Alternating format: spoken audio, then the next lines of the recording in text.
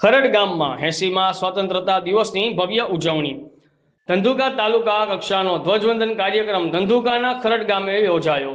અમદાવાદ જિલ્લાના ધંધુકા શહેરના ખરડ ગામની પ્રાથમિક શાળામાં 80મા સ્વતંત્ર દિવસ પર ભવ્ય ઉજવણી કરાઈ હતી।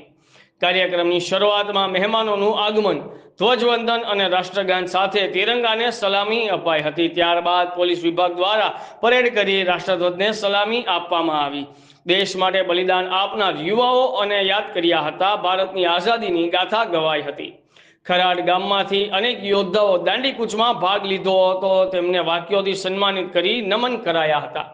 આ કાર્યક્રમમાં નાના નાના ભૂલકાઓ દ્વારા વિવિધ કૃતિઓ, રાષ્ટ્રગીત, ભારત માતા કી જય જેવા અભિનય કરી કાર્યક્રમને વધુ સુંદર બનાવાયો હતો।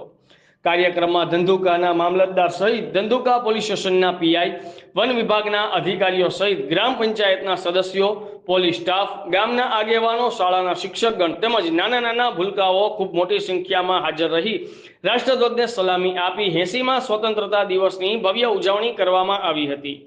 રિપોર્ટર સંજયભાઈ ઝાલા, આઝાદ મીડિયા લાઈવ, ધંધુકા।